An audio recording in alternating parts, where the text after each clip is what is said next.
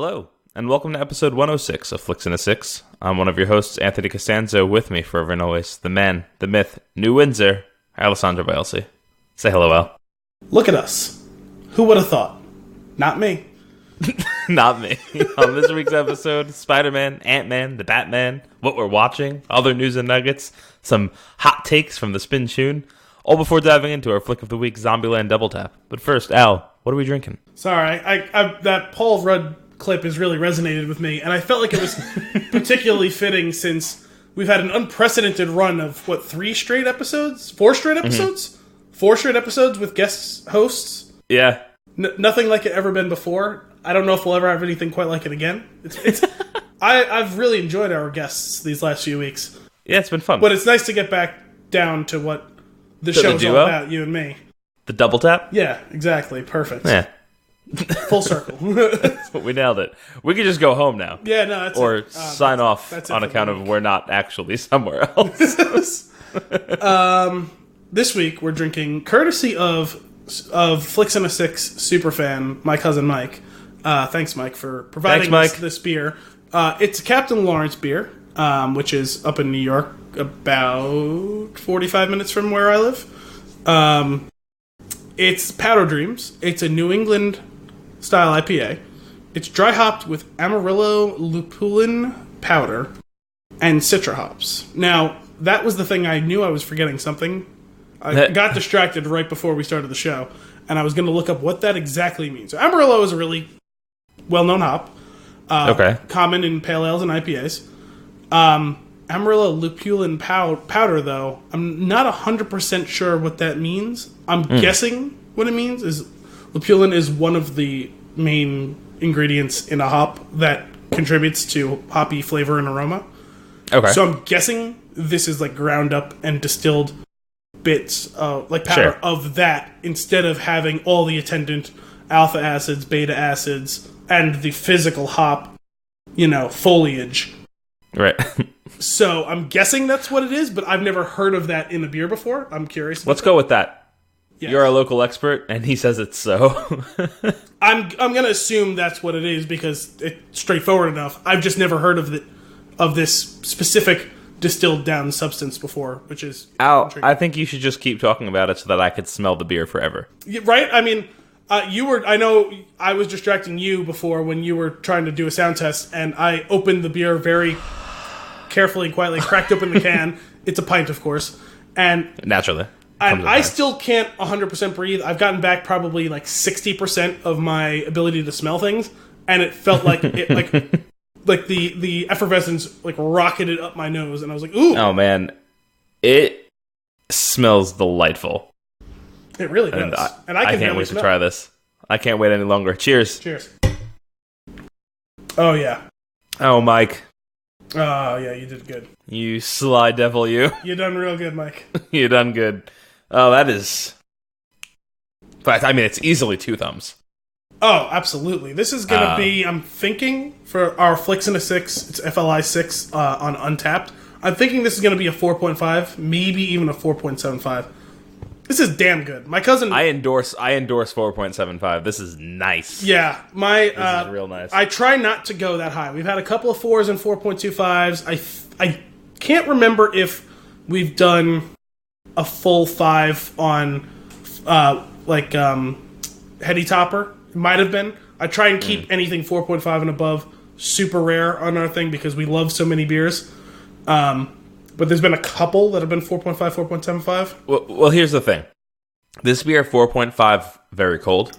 I think when it warms up a little bit more, 4.7. Oh, you want to revisit in like 10 minutes? I want to revisit in 10 minutes, yeah. If I'm not done with it, I would like to revisit in 10 minutes. The exciting thing about this is, for as much as we love this one, if you notice in your fridge, we have another Powder Dreams that's dry hopped. It's in a black can. It looks exactly the same. Oh, thank God I didn't grab the wrong one. Well, that's why I sent you the picture rather than just say it to you, because they're both called the same thing. Sorry, this one's the dry hop one, I guess. The other one isn't dry hop then, I guess. Because it looks exactly the same, but black instead of white on the can. Okay. And it says all the same Powder Dreams like any IPA, but one of them says dry hop, one of them doesn't say, I'm pretty sure. Is that one also from Mike? Yeah, he gave me both of them. What a gem. Yeah, he made his contribution to Flix in a 6, so... He's appreciated. I think he's done that as like his peace offering, so that we don't bother him to come on the show again. Oh, okay. I don't know. Oh, I thought he was buying his way on 2 more times. 2 more beers, 2 more times. I mean, that's the way that we can take it because we already said we were going to kidnap him. Whatever route gets us more things like this is the way that he can take it. This is Would you say that this confused. is a delight? I was gonna not to be confused with Fandom Thread. This beer is a delight. I love the can art too because it's like a very it's like sunrise. It's like white puffy clouds, powder dreams. It's pretty perfect. Yeah, it's wonderful. It looks like snow-covered mountains. Beautiful. I know my cousin, one of my other cousins, he is a huge beer fan. He brings me all of his fun, rare beers that he finds on his travels. Recently had to start, reciprocating because I haven't been doing a good job of that. Although I did make him a batch of beer that he loved, so I feel like that counts for something. But he also paid me for it. What kind was that? That was the Belgian Wit. Did I get to bring you half of one of those? That's an odd question. No. Because I made him a batch of 50, and it yielded 51. I had one to play with, and I think I brought it and we split it. It would have been... Is that the beer that's in your bottle that's sitting in my garage that I'm not sure where it came from? No. Or is that another red ale? We would have drank it. Oh, no, we didn't drink it. That's what I'm saying. I couldn't remember. I had one, and I couldn't remember if I brought it to share with you or if you had it while you were here. Because it would have been early this year, because I think I delivered him the batch like in February or something like that. So, gotcha. No, I don't think I got to try that one. Well, I'm going to be making that again, actually, probably this week. So Mike keeps checking in and telling me, not cousin Mike, brother-in-law Mike keeps checking in and telling me that the beer that you made him is fantastic. So nice, well done. He's a big fan, and he's giddy with the prospect that it's an entire case and that he's not going to run out anytime soon. I'll tell him he's welcome to buy more if he wants. So that's good. We'll do for sure. Man, I can't get over this. This is delightful. Well, anyway, I'm very happy with it. I gave one of these to my other cousin Dan, who's given me so many good ones. I have a couple in my fridge I'm really excited for. I tried one of them on Sunday. It was an Allagash, special release. It was a golden ale aged in bourbon barrels, I think. What they did was they took their golden ale, they aged it in bourbon barrels. Then they I'm listening. More golden ale, and then they mixed the two together. Okay. It was so damn good. I love that style so much that I'm pretty sure the next batch that I make for myself is going to be a golden ale because I really enjoy those. The way that listeners, the way that Al demonstrated that was he had the one hand as he was describing it, and the other hand he said, "and more golden ale," and then he put them together, and it reminded me of an episode of Friends where Monica's making jam.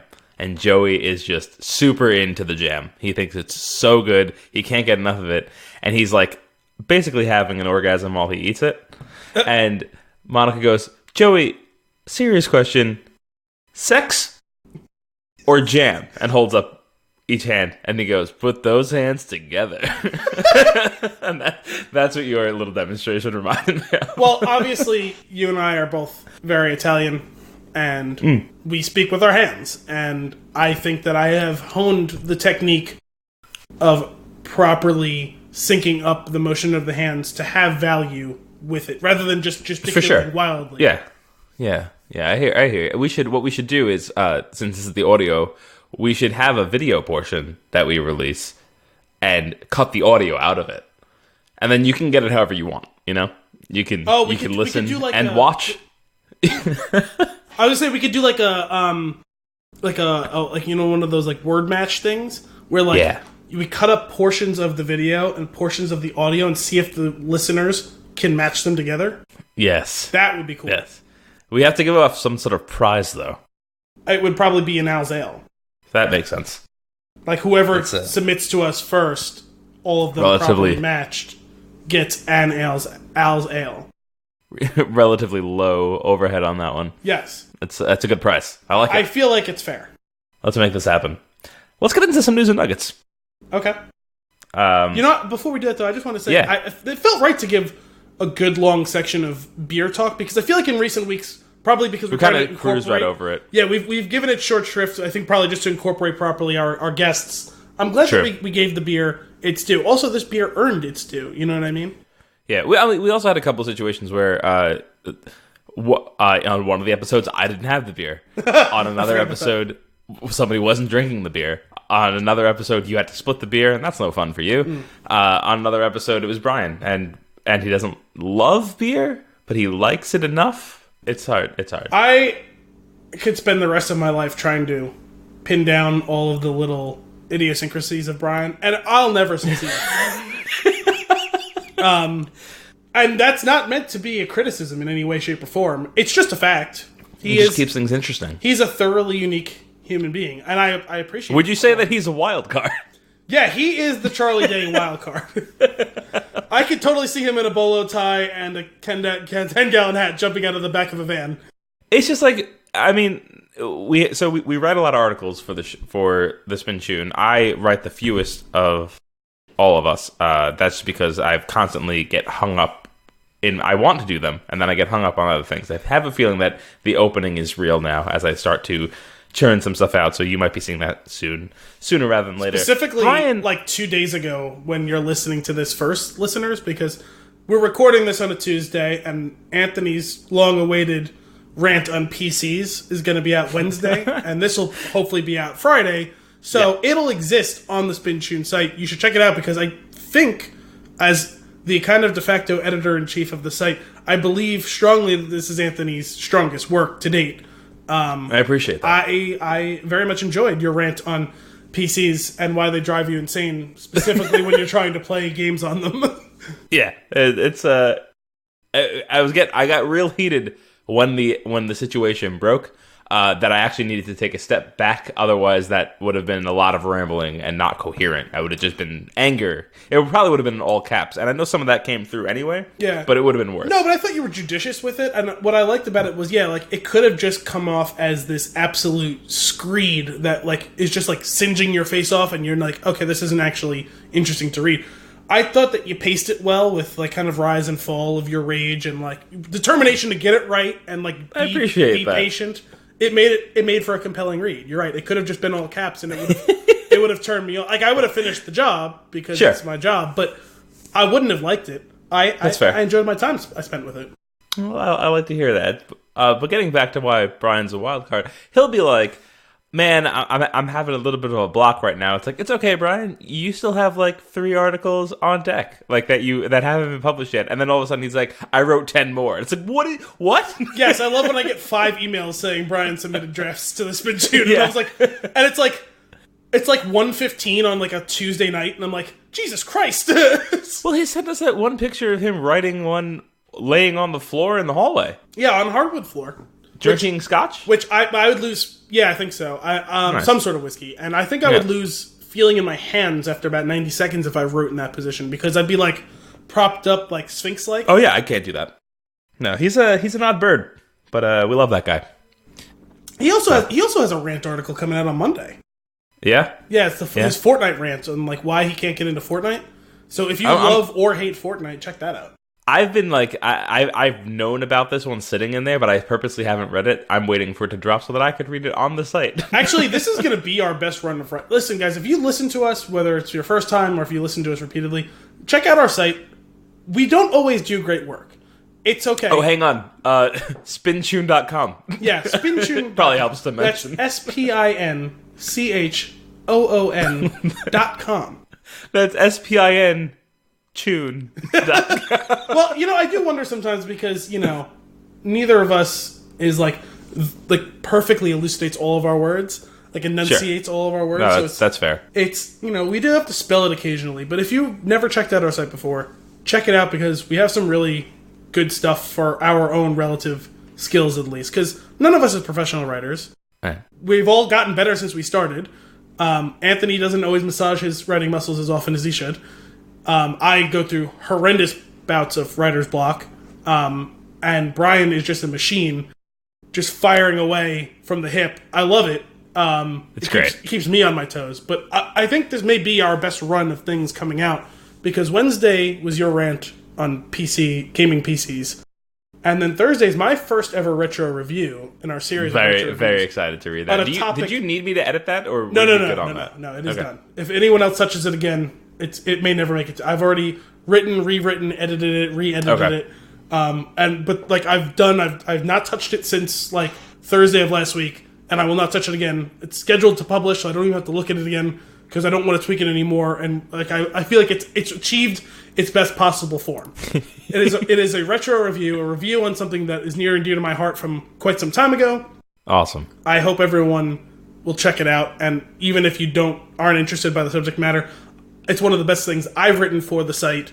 And Brian's rant on Fortnite was pretty solid too, coming out on next Monday. So I think that that's his best run. We pulled off the trifecta, is what you're saying? Yeah, it's been a while since we've had all three of us post in a row in the week, within a 7-day period. Without like someone doubling up. So that's pretty cool. And you got some other things coming around because you've had some time for writing, I guess. I'm off this week, so I've been making the most of it.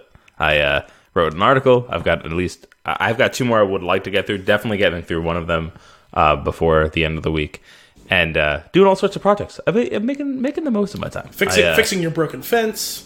No, the fence is not fixed. Making some ridiculous Cuban sandwiches. Those Cuban sandwiches were delightful. The tree is now all chopped up and in a pile. Nice. Not the tree branch. It looked like a whole tree. It looked like a whole tree. It probably, like, on its own, it could have been a whole tree. I didn't realize how big it was until I was really up close to it, especially after I cut off all the small branches and then lifted it and went, oh, and realized this would easily kill 3 people if it landed anywhere in their vicinity. And, so that's all cleared out. Shed's cracked. That's not great.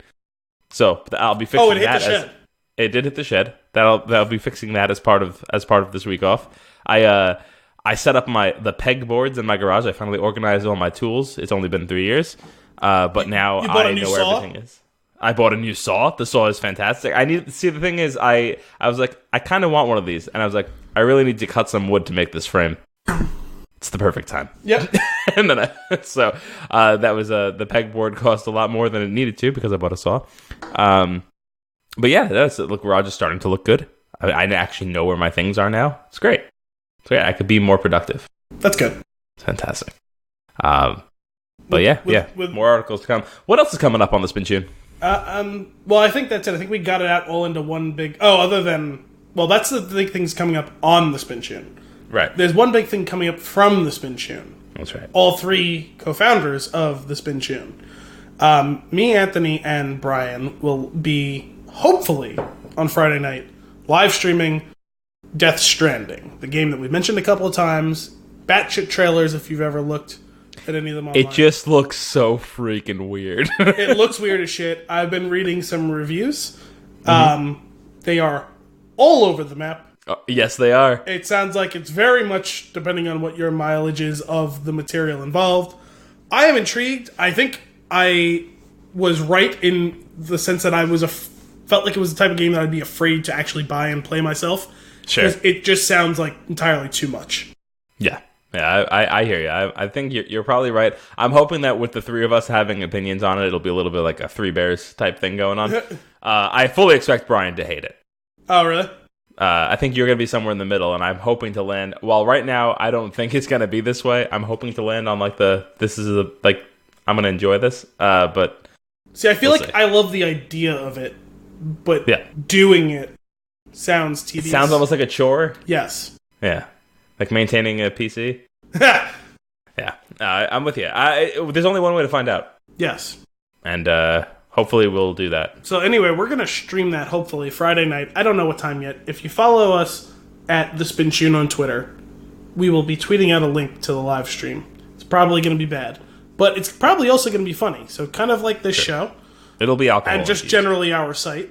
Hopefully we'll be full of our steak and our beers. God, I hope so.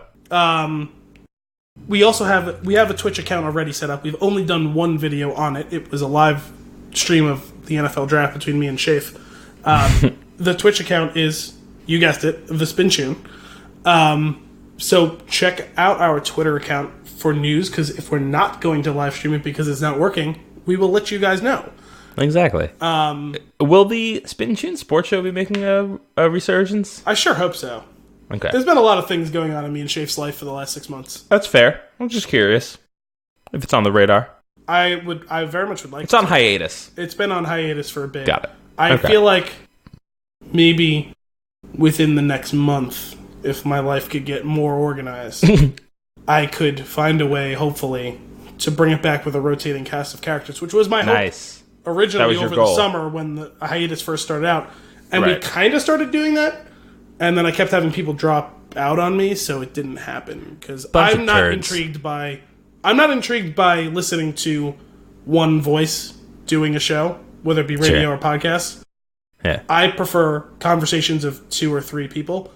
I'm with you most of the time, except for Bill Burr. Sometimes Bill Burr just gets me, and I could listen to him ramble for a while. Well, yeah, like on a given topic or for a period of time, like can a one person rambling be fine? Yeah, sure, but I like it better as a conversation as opposed to a lecture. It's just what interests me, and so because that is what interests me, and the one person format doesn't interest me, I'm not interested in doing it because the whole time I'm thinking, God, if I was listening to myself... You're going to be inside your own head. Yeah, I'm thinking the whole time, if I was listening to myself on my own, I would get bored of this. Yeah, I hear you. So anyone else listening to me is probably bored of this. And that's probably not true. I mean, at least I hope it's not true. Like, we have people who listen to this show. Right. But because that's how I feel internally, it could just be insecurity. But it's just because I'm not interested in the format that I don't feel like carrying out that format long term. I could do an episode that way. It's not something I'm interested in doing long term. No, that's fair. Before we dive into more news and nuggets, I just want to do that 10-minute plus beer check-in. I'm on the 4.75 turn. This is amazing. That's what we're going to do? Because usually I do my best guess on what the kind of consensus score would be between the two of us, because I don't really consult you on the scores. I just try to say, fine. Oh, I loved it. He really liked it. You know, so I would say maybe 4.5. He might say a 4. So let's go 4.25. You know what I mean? That sort of thing. What I'm saying is you have my... I'm giving you the go-ahead if you so desire to give it a 4.75. Wouldn't argue with you on that. Okay. Yeah, I'm going to go back and forth between 4.5 and 4.75. It's going to be one of those scores. Either way, it's better than most beer. Moving on. Why don't we... What are we watching? Oh, so we're going to do this fully backwards. We're going to do the nuggets and the notes before the news. That's right. I like this. Turning the whole convention upside down. I've only got 3 news. Okay, and they're all very small with limited details. I basically the same thing, and I'm guessing at least one of those things will be the same thing. They're like 3 n's. Okay, what are we watching? Well, the next thing I am working on writing for the Spinchoon, I will preview very briefly here, is a review of Season 2 of Jack Ryan, or it's now branded as Tom Clancy's Jack Ryan, on Amazon Prime. Nice. I'm nearly done writing it. It's going to come out on the Spinchoon site next week, so we'll remind you next week's episode. Very cool. For all the love and care that I put into my retro review that's coming out this week, I do not feel not nearly so glowingly about Season 2 of Jack Ryan. Oh, man. The TLDR on this whole subject for me to you is I was really hesitant to watch the first season of the show. Right. Because, as I've mentioned a few times on this show, I'm a huge fan of the Clancy novels. Specifically, the actual run of fully Clancy novels of the Ryanverse, starting with, well, I guess chronologically starting with Red Rabbit. And I'm not loving Ryanverse. I don't know. It's just kind of the colloquial, View as Universe, the Ryanverse. It's just kind of the thing. That's fine. Starting chronologically with Red Rabbit. Oh, actually, I guess technically it would be Without Remorse. Would be the chronological first one. Starting with Without Remorse and going through to The Teeth of the Tiger are the ones that were written by Tom Clancy during Tom Clancy's life alone, following Jack Ryan and then his attendant followers throughout the whole thing, like Ed Marion Foley, John Clark, Domingo Chavez, all of those guys, and eventually Jack Ryan Jr. and the Mancuso his cousins, the Mancuso brothers. Those stories, I love them. And I even enjoyed most of his collaborations and a couple of the posthumous novels that have come out. I haven't read the most recent ones. So I have a lot of reverence for the source material, and I go into it very briefly in the beginning of the review. My feeling on the character being brought to the big and small screen, in which half of the movies do a pretty damn good job, and half of them do a horrendous job. Right. And so I was really hesitant to watch the first season. I finally watched it a few months ago because I knew the second season was coming out, and I kind of hit a lull in other things I was watching. I ended up really liking it. I thought they did as good of a job as you can making that character onto the screen in a modernized version, not doing a recreation of the Cold War era Jack Ryan, doing a 20-teens version of what Jack Ryan would be. I thought John Krasinski did a really good job of playing the character. I really liked the first season. I would say I would give it roughly a 7.5. All right. Solid. And then in the second season, they completely took everything that worked about the first season and threw it in the trash. Oh, no. There was not nearly the Clancy level of attention to detail in the first season, but it was pretty good. And now this is just like a broad, because a large part of my the review that I wrote is just like he would literally be rolling in his grave watching the script for the second season is. Like, I just don't get it. It was like not nearly, again, the level of intrigue and thriller that Clancy's writing was in the first season, but there was a fairly intriguing story with some subtlety and nuance. Well-rounded characters. Not just the main character, Jack, but the secondary characters. Even some of the tertiary characters aren't completely one note. You get little bits of well-rounded for the minimal screen time they get, even though they're largely almost plot devices or foils to reveal more about Jack. Sure. It's organic. Like, it doesn't ever feel forced. It's a pretty well-written first show, and it's very well acted. The villain, despite being very obviously a villain, has a full character arc from the beginning. Is he one of those guys that comes on screen and you're like, that guy did it? Well, yes, kind of. Though they do play around with that a little when he's introduced. But the point is, when you see his whole plot, you're like, oh yeah, this is a terrible dude.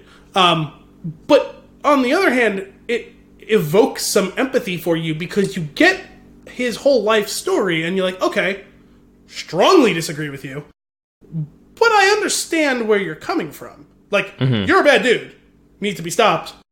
But okay, I get it from your perspective. I get it. You know what I mean? Yeah. None of that in this new season. It's just a generic shoot 'em up for most of the season, and not a well written one. It's now the one plus is they trade in that subtlety and nuance for bigger action set pieces, and they're well choreographed. So that should be a bare minimum requirement if that's what you're going to sell your soul for. Right. But it's just so generic. And that's ultimately, on top of that, they kind of ruined both. It's twofold, my irritation, because I tried to take a step back and say, okay, if I was just someone who watched the first season, not taking what I know from the character from the books that I love, it's still not good in the second season, what they do with it all. Well, I was going to say, what you're mentioning, it's funny, because I feel like a lot of times you'll talk about the show, you'll talk about things in this vein, and it's because you love the source material, you're a very harsh critic on it. That's fine. But the things that you're saying immediately up front that are bad it just sounds like it's just bad TV. It is. So that sucks. So, it wasn't a terrible season. I was interested enough in it, but, it's just fine. It's average. I would say a 5.5, 6 for the second season. I feel like it just feels like that Amazon Prime's TV or their Prime originals and stuff. It's just there. I love. There's a show on there that I love. I love The Marvelous Mrs. Maisel, but I almost completely forget about that service and that I have it for very long stretches of time. Oh yeah, I haven't watched anything on it in months before I started watching the Jack Ryan show. That's funny. I for whatever reason, most of the stuff just doesn't interest me. There's been a couple of things where I'm like, maybe I'll check that out, and then I don't. And there's been a couple of things where I'm like, I'm not going to I'm actively not going to check that out. I want to hear from the Amazon Prime superfans. There's definitely a contingent of folks that just devour everything there is on Prime. I have to imagine there's people who, when The Man in the High Castle first came out, just loved it. And I've heard good things about the show. I haven't got into it, mostly because like when it first came out, the first couple of seasons happened, I didn't have the service yet. Right. So it's one of those things where like I'm like, oh, I might check that out. And I think the final season is coming out. When it's all said and done, I think maybe I will if I have a gap in my... Yeah, I've talked about before. Like I have a weird way, like rise and fall of like, my list of things to watch. It's something that I could see myself finally tackling sometime in the next 6 months. Right. So I'm sure there's someone who got hooked on that when it first came out, and thus have been, oh wow, I really like the show. But there's a lot of shows though. Like there's a lot of stuff. It's funny because I always think that there's like 5 shows on that service. Yeah. Like it's Jack Ryan, it's Man in the High Castle, it's Marvelous Miss Maisel, it's Fleabag, and like that's it. Yeah, like the 4 things that are advertised, but then there's like the whole slew of other things that are under there that it's just like, oh, right. I'd be curious if it's one of the things. I feel like you started naming them, like if you read off the list, if I would be like, oh yeah, or if I'd be like, sorry, what? I forgot all about. I have that Apple TV service. I meant to ask you about that because has it finally it's debuted, right? It started, and I only noticed because I got like a notification on the app that I didn't even realize I had. I guess I got it in one of the updates, and it's like, oh, there seemed like some things that I want to check out on there, and then I just didn't. And I will, out of principle. I have it for the year, so I'm sure I'll go in and I'll check out a couple of things. But I don't know. I'm finding it increasingly more difficult to get into TV shows. I like TV. I like good TV. There's so much that I want to watch. I think it could be a little bit of decision fatigue, which is another article that's bouncing around in my head. But it's also like the paralysis of too many options type of thing. And it's just like, I don't know. And then there's the whole thing of like the TV is made with this interesting quality right now, where the first episode. I was gonna say everything on Apple looks like it's directed by David Fincher.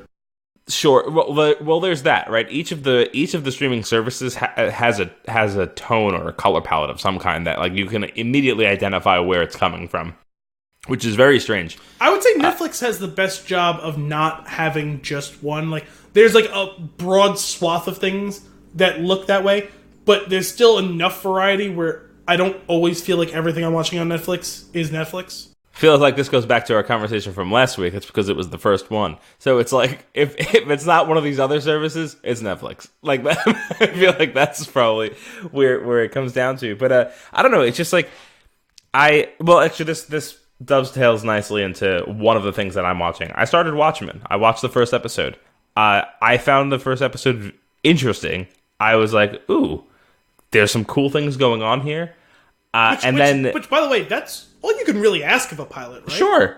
Sure. But for whatever reason, I'm not dying to get into the next one. No, I would recommend. I know I need to. One. No, just because I felt the same way where I was like, oh, like the first episode, it's interesting, sets up a lot of things. Curious to see where it goes, but yeah, I didn't feel like, oh wow, I totally loved the first episode. But it's so rare that that's the case. Sure, but the problem was I watched it at the toward like the end of the night, right? Which was like probably I started at like 9:30. It's an hour long, and I started the second episode and fell asleep. But it was fine. It wasn't not because of the show. I was just tired, and I shouldn't have hit play. That's all it was. So you're dealing with that thing where you don't want to have to restart it. I'm not so worried about that. I want to make sure that I give it the right space so that it's not me that's the problem. So we'll talk about the second episode in a year. I don't know. The thing is, I feel like from what I understand it to be, I think I'll really like it. Yeah, I think you will too. I just have to sit down and watch it. Now, like I said, I'm off this week, so I will. I figured you'd probably get to a lot of that stuff this week, yeah. Which, if I watch it in the next couple of days, then I'm caught up, right? And then I could actually watch it. Though there's been 3 episodes. There was one this Sunday. I didn't get to watch it. It's all out the window now. No, I didn't get to watch the 3rd episode, but just because the Sunday Call me when the series is over. The Sunday Night Football game was really good, and then I had to be up early on Monday morning, so I went to sleep. And then tonight I had opportunity to watch one thing that wasn't like the Islanders were playing, and I really want to watch the game. 10-game win streak. Not that you care, but I had an opportunity to watch one 1-hour show in addition to the Islanders game before we sat down to record, and I chose instead to watch last night's premiere of his Dark Materials, which is my other how was that? That we're watching. Well, first I want to ask you, do you know of that? Yes.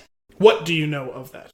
I know random tidbits of things that happen in that world from an old colleague of mine that was super into it. Oh, really? Okay. Well, I was wondering because it's the type of thing where I found there's very little middle ground. It's either like you're a super fan of it, or you maybe have heard of it. You know what I mean? Like Charlie is a super fan, and I was like, he would explain things to me. I was like, it sounds interesting, and in the fear of I don't want to disappoint you, Charlie, I wasn't certain that I would be in on it.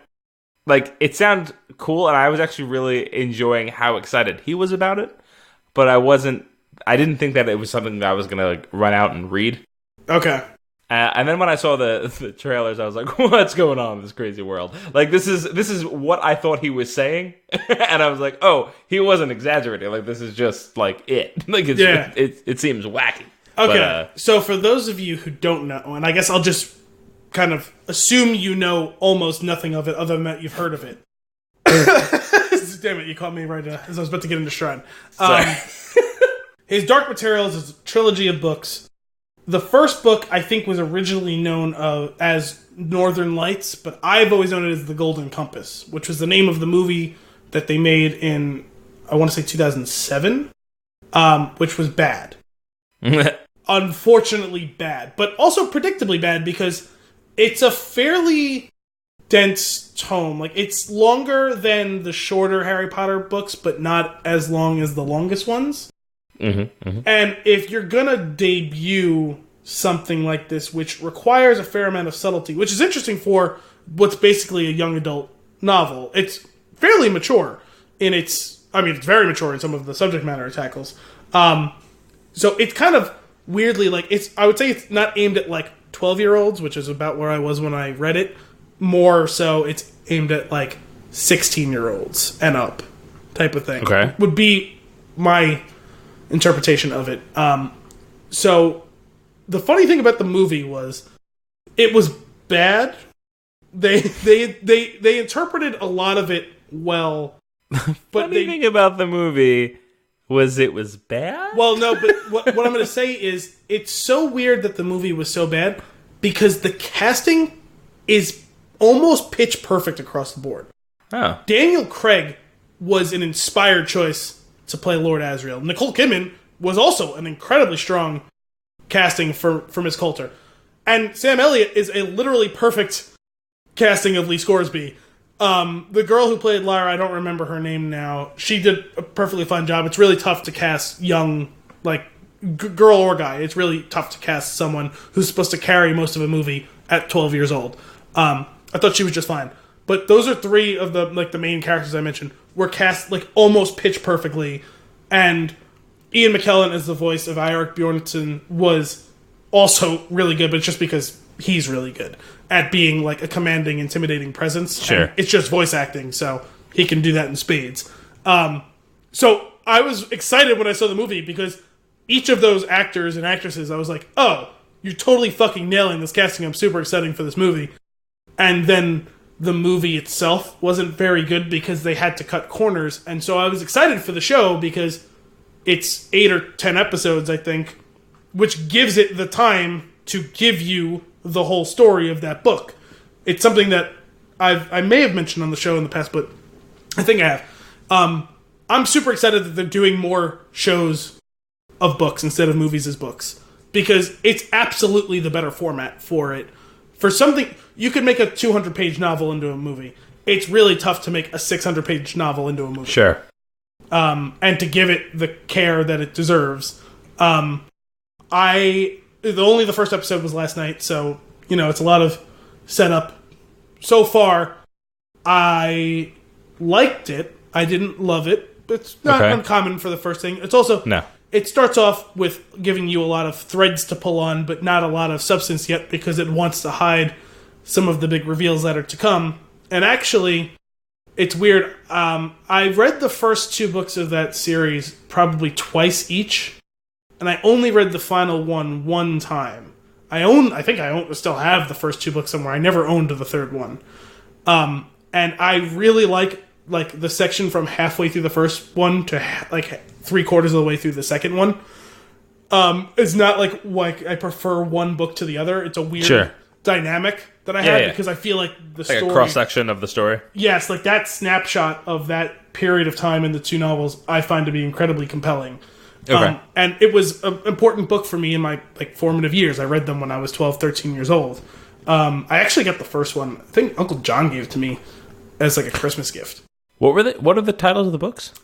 So the first one is known as either Northern Lights or The Golden Compass. Why is it it had 2 separate titles of I'm not sure if it was a country thing because if you look at Harry Potter, the first one in the UK, which the Philosopher's Stone is known as the Philosopher's Stone instead of the Sorcerer's Stone.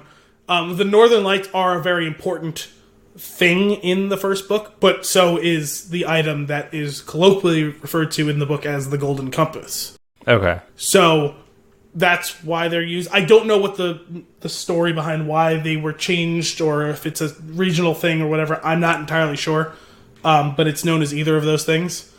The second one is the Subtle Knife, and then the third one is the Amber Spyglass. Okay. And each of those items is featured heavily in each of the 3 books, though by the third one, all 3 of them play very important roles. But yeah, each one is kind of highlighted around the events surrounding each of them. And what I found interesting about the series was, from the book perspective, at the end of the Golden Compass, Lyra no longer becomes very important in the second book in the story because it is a multiverse-centered storyline across the trilogy. And so the second one picks up with an entirely new main character for the majority, not the whole book, but the majority of the book. And eventually he meets up with Lyra, and then the 2 of them together through the end of the second book and all of the third book are the co-protagonists. Okay, that's actually interesting. So wait, the three items or books that you mentioned, those are the Dark Materials. I'm just curious. Is there a way for an outsider that, without spoiling things, to understand where that saga name comes from? I may be speaking slightly out of turn to say I'm not sure that those are the Dark Materials so much as dust is. Dust. Yes. No further questions. The whole series concerns itself with capital D dust. Okay. And it's actually something in the pilot. You actually, if you've watched any of the commercials, I think it was in one of the trailers, a little kid saying something about, I'm guessing you're not asking about what we polish off of the table or something like that. Interesting. It's a more metaphysical dust, and there's a big tease about it in about halfway through the first episode. Okay, so 2 more questions. Okay. 1, the movie that came out that you mentioned, I looked it up, Golden Compass, 2007, not related to this rendition of the telling of the story? No, because the first season of the show on HBO will be retelling that same exact story. Okay, so you added another question. It's entirely rebooted, yes. Are they... is the intention to do 3 seasons? I would assume so, based on the pacing of the first episode. They certainly can't fit all 3 episodes into one season. And finally, did that movie tank? I know that it was largely critically panned because it was, and taking off the fan hat and putting on the critic hat. It's a bad movie as a movie. Sure. It's just a worse interpretation. Okay, I gotcha. I was just curious. So I imagine the original plan was to franchise and make the rest of them, but I would assume so because the end of that book. Well, the weird thing is that book doesn't actually, or that movie doesn't actually even end at the 100% end point. It ends. Oh, interesting. Like 94% of the way. So strange. Yeah. That actually, I was really, really angry at that when the movie was over. That's ridiculous. Like, what the fuck? So either way, you're going to stick with this for now. Yeah, I'm intrigued. Although I will say, across the board... Well, no, what's her name? Daphne Keane is the one playing Lyra in this. And obviously I like her. I thought she was really good in Logan. I think she's a very good casting for Lyra so far. Nice. I am not as impressed so far with their casting of Lord Asriel and Miss Coulter. That was true of when I heard of the casting. I didn't hate James McAvoy as a casting, mostly just because I really like him. But he does not so far stand up to... For one thing, he's already expressed a fair amount of empathy in the first episode, and that is just not who Lord Asriel is. He is incredibly cold, and that was why Daniel Craig was so good as him. And I am slightly underwhelmed by the casting of Miss Coulter as well. Nicole Kidman was almost pitch perfect, except with the exception of her having blonde hair and supposing to have black hair, but that's a really, really minor flaw in the character. Who's playing the character? I think her name is Ruth. Oh, Ruth Wilson. I'm not familiar with her. Yeah, she was in The Affair. Actually, Kim just finished watching that series today. Oh, I never watched that. That's the one with what's his name from The Wire, right? Yes. I'm from the way she's playing the character so far, and admittedly, she doesn't show up until almost the third act of the episode, so we haven't got much time with her yet. I'm a little intrigued with her take on the character, but overall, I don't know that she fits the whole aesthetic of the character. Okay. But that's probably, I'm guessing, like I said, I'm already intrigued with the way she's doing it, so I feel like that will probably just become one of those things where I'm like, maybe missed opportunity, but I don't hate it, you know what I mean? Mm-hmm. I will say that as much as I like Lin-Manuel Miranda, he is not at all a good casting for his role as Lee Scoresby. Just not at all. That's a shame. He's supposed to be like a quiet badass from Texas. And like a big strapping dude, and like Lin-Manuel Miranda is none of those things. Are they trying to make him that thing, or are they changing the character? I'll just tell you this: the character is literally like old school like prospector / explorer. Like, no, I'm saying like, are they treating the character as the character that you're saying? Or well, I don't know, because changing it up. He won't show up until halfway or so through the first season. Oh, okay. Big important character. Just one that shows up late in the game. Gotcha. But a beloved character. And Sam Elliott was, maybe slightly too old, but like in the way that Liam Neeson can kick ass and Taken, like, was a perfect casting for the role. Voice, presence, and can handle enough of an action sequence, especially in something CGI driven. Like, he was really, really inspired casting. Lin-Manuel Miranda is not. Gotcha. Despite my own enjoyment of him in general, he just isn't a fit for that character. So it is what it is. I'm not gonna like hate it. I'm gonna try and give him his due. It's just not a fit. Sure. Oh, fair enough.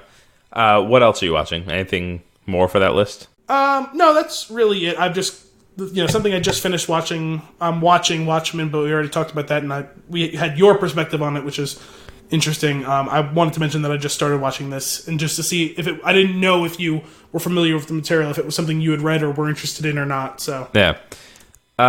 So jumping on, I mentioned it last week, I think, or 2 weeks ago, The Politician. I finished that and thought it was really, I really enjoyed it. I kind of knew what the show was going to be like going in. I think if you're not familiar with how it's going to be laid out, it's a very strange show, but I think it's really well done, and I think the acting is awesome. I liked the casting a lot. We love in this house. We love Ben Platt, so that's part of it.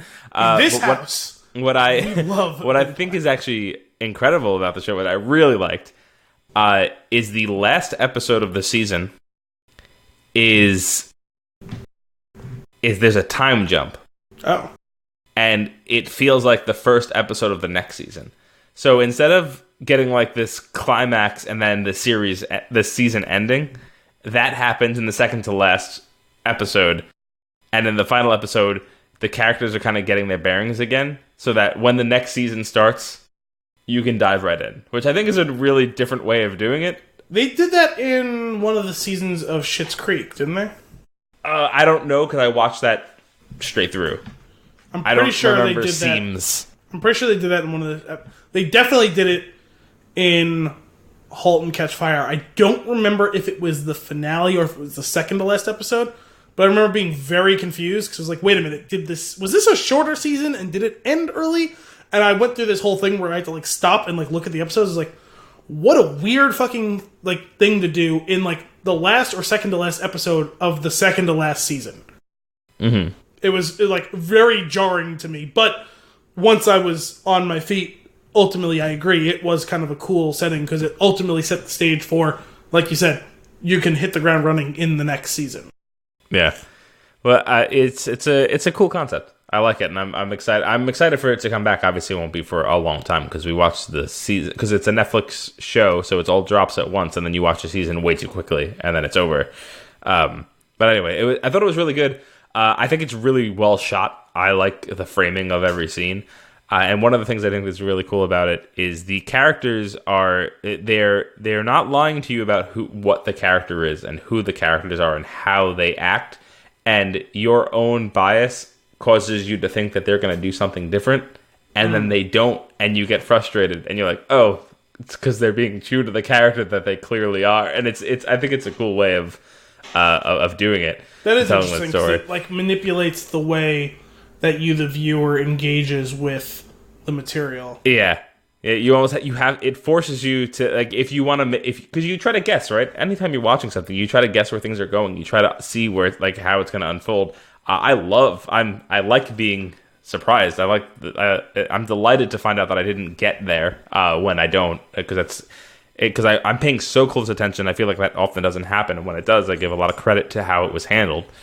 And this got me because they set me up for that because I'm trying to figure things out and I'm trying to guess based on all of these examples I have in the past of watching movies and TV and how characters change and evolve. And it's like, no, like this is the person. This is who this person is. It's only been a few a few months. Like they haven't completely changed, and it's a cool concept. It's funny because as you're saying this, it reminds me of how different that experience would be, even though it's exactly the same concept. But when you have the baggage of backstory as opposed to the first season of a show, because it's the same way that people watch The Last Jedi. And one of the big, like, lightning rods is Luke's arc in that story. And the difference is, if that was the first or the second movie of whatever that you watch, if you didn't have 30 years of your own personal baggage with the story, it can make or break your watching of that story. But if you just take all of the emotion out of it and look at it, everything that Luke does is consistent with the character that he is. But everyone else has ascribed their own emotional resonance with the character and where they were at different stages of their life with that character and what that character has meant to them. It's entirely different to do that with, like I said, 30 or 40 years of baggage behind you as opposed to the first season of something where you think he's going to do something and he doesn't do that. And that can either delight or create absolute like revulsion within you. And like you're saying, with the first season of a show, you're laying that groundwork. Yeah. But yeah, it's interesting. But the TLDR of that is that conversation that I had so early on when The Last Jedi came out of, I don't like how they made Luke to be a little bitch. And I said, counterpoint, Luke was always a little bitch. Yes, and that's what I'm saying. Like, it's if you strip down your own feelings and interpretation of the character and you just look at the facts, that's who he always was. Yep. Yeah. So that's The Politician. I think if you have some time, I would give it a go. I think you might like it. It's not a show that I think you need to give 2 episodes or 3 to figure it out. If you like it in the first episode, you like it. That's how I felt about it. At least very rarely not followed up with something past 1 episode. Just thinking about it, I can only think of 1 show that I didn't stick with past 1 episode, and it's Silicon Valley. Oh wow, that's the other thing I was going to say that I'm watching right now. I know you told me that you were wanted to finish watching an episode before we got started. Yeah, so that's the final thing on my list. Oh, actually, no, it's not. That's a lie. That's the third thing on my list. Is Silicon Valley. I thought so. This is a silly thing with an HBO show. It went on a break at one point, and then came back and did the last like 3 episodes of the previous season. What? I don't know how long it broke. Whether it was like 2 or 3 weeks, whatever it was. There was a lapse in time between like one episode and then the rest of the episodes. That's usually a Netflix or cable, or not Netflix. That's usually a cable or network thing. It could have been a holiday. It could have been some. I don't know what it was, but basically, there may be occasionally like a 1-week hiatus. That's weird. Yeah, I don't know how long it was, but what happened was I had thought about it a few months ago. I was like, what happened at the end of the last season of that show? Because we were like, it came up in conversation, and I couldn't remember, and I was like, did we finish it? I think we finished it. And then I saw advertisements that the 6th season was starting, I think it was 2 weeks ago. And I was like, oh, cool. I'm excited to get back in. It's the final season. I think the show's kind of run its course. It'll be good to see it kind of to finish out. And then I went to go watch it. And it was like episode whatever of season 5 was like the next one on the list. And I was like, huh. I guess I didn't finish it. And I went back. We were missing 3 episodes of the end of the season. That happened to me with a show a while back. I don't remember even what it was now, but I thought I finished watching a season or something, and it was because like the last episode or 2 didn't record right on my DVR. So when the new season was coming out, I watched the first episode. I was like, "Wait, what the fuck is going on?" And then I went back to like just see like, did I just completely forget? And I was like, oh my god, I missed the last 2 fucking episodes of the last season. And I had to go track them down before I could watch any more of the new season. Yeah, that's silly. I will say, though, that 5th season finished out strong. And I enjoyed the first couple episodes of the 6 so far. And I'm like I said, glad to see it coming to an end. But I know you're not a fan of the show. I will say that the show has conceived one of the greatest television characters ever. Oh yeah, and I feel like it would be worth you sitting through it just for this for getting up to this scene in season 5. Let me lay the groundwork for you. There's this tall, lanky character named Jared, and Jared is that guy from The League, the guy who was the worst. Was he in The League? I can't remember his name, but he was the one that Kevin and Pete hate. All of them hate so much, except for Andre. Andre's the only one who gets along with him, and he's just so mopey all the time. Let me look up The League real quick and see if I see him on the list. He was a reoccurring character? Yeah, like he was in probably 5 episodes over a couple of seasons. I can't remember his name because like he had like Lane? Yes, Lane. Yes, it is him. Yeah, I figured that was okay. Who So you were talking about. Basically, he plays. Hated him so much in The League. I can't believe you don't remember him because everyone always like if you mention Lane, they're like, oh. I would have to rewatch it. I loved that show. I know. That's why I figured you would. And you watched it not that long ago. Yeah. So anyway, he plays the right hand to the guy that eventually becomes the CEO of Pied Piper, which is the company that at the end, like towards the end. I'm somewhat vaguely familiar with some of the bits of that show. So, I know you're talking about. He's the right hand man of like. He's like a yes man. He's always there for him. He's very timid. He does everything. He's basically gets trampled on all of the time and just takes it. Doesn't say a word. That's that role that guy basically always plays because he played the same role in Veep too. But he starts to turn in the 5th season where he starts to get a little nutty. Like I saw some trailer from the new season. He's like flipping out.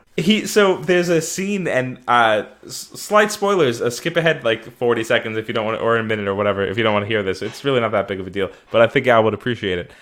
There's a scene in the 5th season where he's in the car with Dinesh and they're trying to find someone and they're driving and they're at this festival. They pull up to this one guy and they ask him a question for the directions. He gives him some snarky response and he just, now mind you, he hasn't done anything crazy, like super crazy to this point. He leans over and he goes, "Do you want to die today, motherfucker?"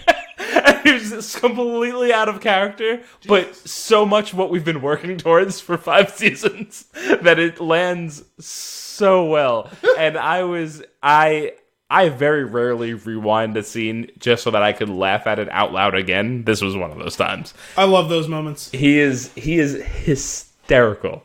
He snapped again in the previous episode that I watched this evening, and he's just a blast. He's such a great character. Anyway, I could see the show not being for you. That's fine.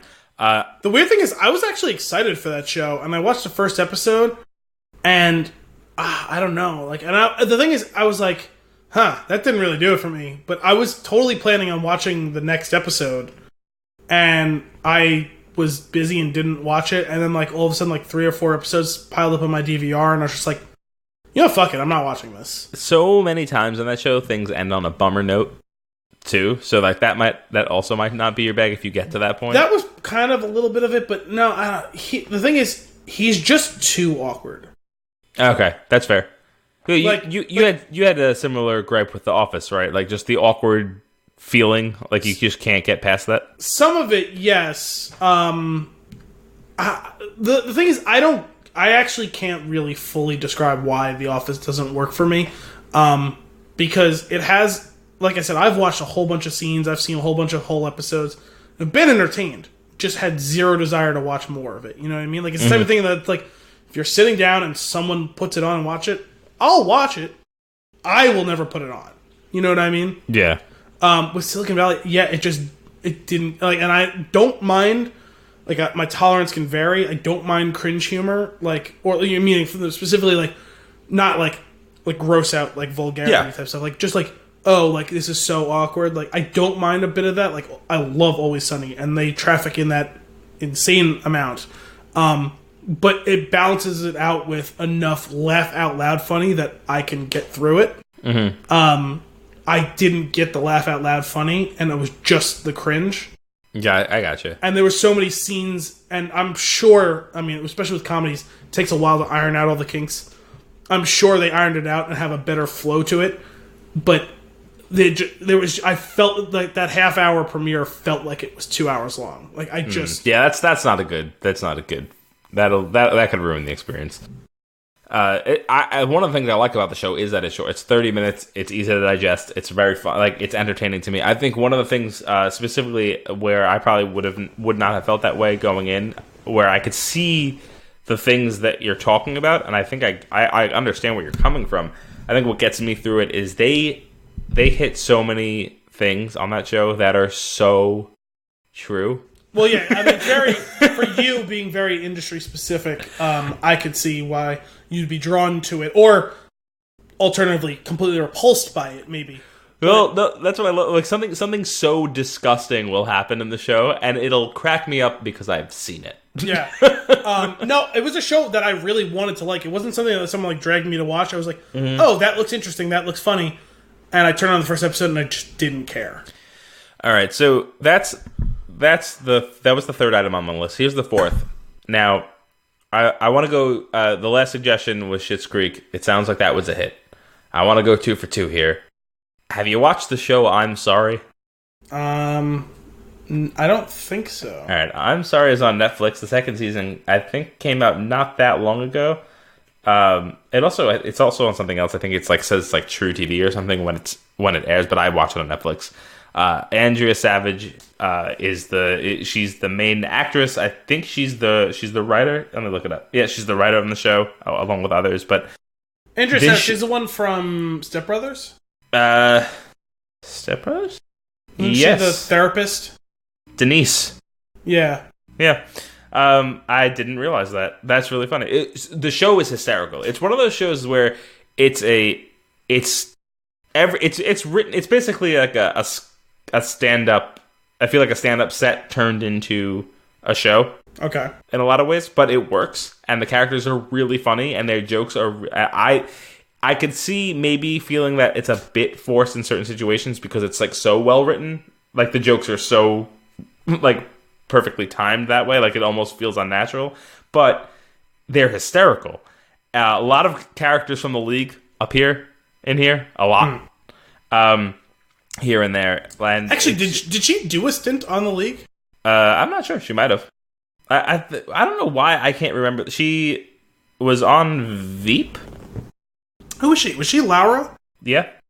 I completely forgot that's her because she plays. Well, the whole thing is that the reason I pronounced it weird is like it's Laura, but she pronounced it Laura because the whole joke on the show was that she was like trying to like pander to the Hispanic vote, but that like she ultimately wasn't like very Hispanic. Like she was basically just a quote unquote normal white person or whatever. But she would always play up the Latin roots to get the vote, and she ultimately ends up winning the presidency in the season that she's running in. Even though like everyone keeps like counting her out of like the whole thing and like not taking her seriously, and ultimately she ends up winning. I completely forgot that that's her. She's also Gail in the league. Yeah, I figured she did a run in the league. I can't remember who Gail was though. Man, I'll tell you, just watch one episode. This one I think will hook you. You either if you're into it, you'll be into it from the first episode. It's very funny. I might check that out. I like her for the little bits of stuff that I've seen. I wouldn't have thought of. I didn't realize that she was a writer. Did she create the show? Yes, I believe so. It's funny because like, she has an armchair expert episode. As you're talking about this, it's been several months since I've listened to any armchair. As you're talking about this sounds familiar, but I don't know if it's just because like I want it to sound familiar. But, you might have seen advertisements. That's what I'm saying, but like it's not like jumping to mind. But I'm vaguely curious. I might check that out because I just finished Jack Ryan, and I have like 2 episodes left of the first half, the final season of BoJack Horseman. So I guess I have. It's weird. I finally have like I went months without really having a show that was running, and now I have my Wednesday South Park and Always Sunny, and now my Sunday Monday HBO. Watchmen and his Dark Materials for the next couple months. So yeah, well, I'll say it's a relatively low investment. They're short episodes. It's 2 seasons, and I think they're each 10 episodes. So it's really they go by so quick. And see, my Saturday night work is always college football time during the fall, but my Friday night work is usually when I do streaming stuff. So okay, all right. We'll get some time there. One of the things that I recognized when we were finishing up the season the other night, you know how in like a sitcom there's like a laugh track, and they play it over each joke. I feel like the jokes are so perfect and so funny that you are actually like you don't need it. You are the laugh track. Like I'm constantly bursting out laughing at the show, and it's like it almost feels like it could be canned laughter. Because see, I'm a little. Oh wait, so there isn't actually canned laughter? There isn't. Okay, good, because you know that's like... yeah. So that's why I'm actually curious how you would feel about this, because I feel like you're going to be able to notice like it could have been placed there, but it's so funny on its own. So what do they still do? Like the thing where they pause for the laugh track, but it's not actually there? Or? No, there's no pause. You'll watch the show, and I think you'll understand what I'm saying. Okay, I'm down to try that soon. I'm interested to hear you check back. But yeah, that's what I just finished that up. So those are my. It's funny you said, "Oh, I want to go 2 for 2." Like somehow after all this time, you've only given me one show to watch. Yeah. Although I guess our shared thing is more movies in that sense. Like, oh, we watch this movie, watch that movie, or whatever. Yeah. But like. At the end of the day, I'm movies over TV all day long. I've lobbed up like so many TV shows for you to watch, and I know you've watched some of them, and your run with them has been pretty good. So it's whatever. Yeah. But I know I give more. It's kind of not quite a spray and pray approach, but I just watch a ton of TV. So to this day, I think Lovesick was the best TV show that you suggested. I'm a little disappointed you never made it all the way through Archer. Or at least all the way through the great. You know what it is? Archer. I really enjoy watching that show with someone. And Kim is not into that show. Oh, really? Yeah, she doesn't. She's not. It's not her humor. Okay. It was like. I mean, it has been a while since you and me have just sat down and like watched stuff, and like the last couple of times that we have done, which isn't that common really for the last like 6 months or so. Like we watched I Think You Should Leave because you really wanted to show it to me, and I was like, okay, like this is funny. So we ended up. Even though you're like, I hate the show, we watched like the first 4 episodes, and then you stopped hating the show. Yep. Which was a weird experience all around. It's so strange. And also, we have like a lot of our time is devoted to eating and drinking and movies and weird parties and podcasting. So the TV and gaming too. Even like that time we played like 6 hours of that weird chef game. Overcooked. Yes. Which was frustrating as hell, but a lot of fun. It really is. It really is. Throw me the kitchen knife. Throw me that. Oh my god, it's on fire. Oh my god, it's on fire. No, it's fine. I got it. I got the extinguisher. What do I do? What did I do? That was actually a weirdly, like, straight up would play again. Yeah. Specifically with you while because did we play it drunk or we play it hungover? Probably a little column A, little column B. I was trying to remember, did we play it in the morning or at night? We played it 2 different times. So did we? Yeah. So I'm assuming one of those times you were really drunk. Maybe we'll play a little bit with Brian before we get into Death Stranding, or maybe when we need a break from Death Stranding, we'll get probably after when. Yeah. Sorry. Technically, we could play with 3 people, right? That's right. All right. So that's what we're watching. Let's get into a couple quick news. What do you say? Okay. All right. So first new on the list: Into the Spider-Verse sequel projected for April 8th, 2022. Oh, that's right. I texted you and Brian about that, and then completely forgot about it. I didn't even realize, but great. Yeah, I texted you guys last night. Take your time with that movie. Do it right. Give me more of that. It was so good. I saw that Lord Miller confirmed that the weird, which I had never even heard of, but the weird 1978 Japanese Spider-Man's going to be in it. Dude, I went down a rabbit hole of information, including that when I was exploring the Power Rangers. I knew it was going to take me down a rabbit hole, and so I just nope, I know all I need to know. I've seen the picture. I know all I need to know about this subject. Tell me about it in a couple of years on the movie. So that's one thing. That's just a quick nugget. So that'll be a while. But so let me go with a quick nugget then. Yeah, hit me. Marvel's The Eternals reportedly evacuated after unexploded bomb discovery on set. I see. I couldn't tell if the screen froze or if you were that shocked by what I had to say. Because this is one of the things before we started. I told you that we had this is going to be a 2-minute discussion. Really? Yes. So turns out was actually a bomb. Was actually a bomb. See, when I first read the headline, I was like, "Great prop, prop, very convincing." I was like, "Well," because the thing is, I got a clipped. It wasn't even a full headline. It was a clipped headline where they leave out some key details in the sentence of the headline, and I was like, "Oh my god, was it a bomb scare? Did they find an actual bomb? Oh my god." And then as soon as I started reading the thing, I was like, okay, I totally know where the story is going. Kind of hilarious instead of terrifying. So I'm going to very quickly do a reading. The cast and crew of Marvel's The Eternals were reportedly forced to halt production after an unexploded bomb was discovered close to their shooting location on the Canary Island of Fuerteventura. The Sun reports that Angelina Jolie and Richard Madden, who star as Thana and Icaris in the film, were amongst those hauled away from set as bomb disposal experts were called in to disarm the device, thought to be a remnant armament from a Nazi base. Oh. Now the story makes more sense. Okay. Sensationalist headline, borderline clickbait, but you know what? It was the quick story I needed at that time. Yeah, I'm annoyed, but then also go, all right. This is just ridiculous enough of a story that I'll allow it. Because you know what? Everyone does need to hear how ridiculous this is. I feel like at the end of it, the person reporting just gives a really wide smile. And it's like, I'm not lying. No, there was legitimately a bomb that they needed to take care of. An unexploded bomb. The outlet notes that the cast and crew were relocated to a secure spot on the island, a safe distance away from the site, as the professionals swooped in to remove the bomb from the suspected location of the once-occupied army camp, allegedly used by the Nazis during World War II. Where was this? Terrifying. It was on the Canary Island. Oh, no. What's this article from? Oh, this is on IGN. Oh. It was obviously terrifying. The bomb could have been there for decades untouched, but who knows what might have happened if it was disturbed. Some of the biggest stars in the world were on set, and nobody was taking any chances. Fortunately, experts dealt with it. That's insane. Could you imagine...